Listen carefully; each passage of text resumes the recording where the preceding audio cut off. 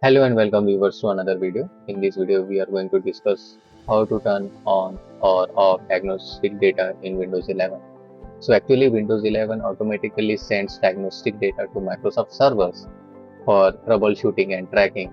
If you don't like to share this kind of diagnostic data with Windows 11, then this video is for you. I will show you how to make the settings look like this. Like here you can see the send optional diagnostic data is currently disabled and the user will not be able to turn it on without your knowledge. To control this diagnostic and feedback settings under privacy and security, I will show you certain steps to be followed.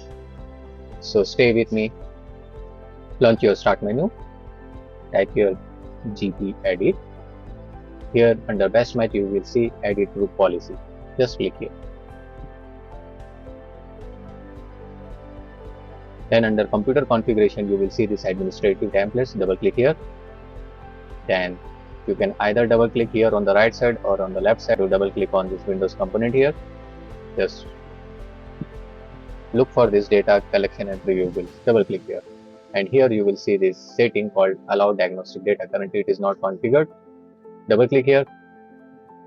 When you will double click, it will show allow diagnostic data pop-up screen. Here currently it is showing not configured. We will check this circle enabled, and here under options you can see it is now showing send required diagnostic data. And when you click here you can see further more options, like you can completely control diagnostic data to turn down. So it is not recommended, but you can still control this one. Check this one, and if you want to further understand like what it's gonna do, you can read this help section here. Once done, hit apply and then click OK. Close the local group policy editor screen and do a restart. After restart, your group policy editor setting will take effect.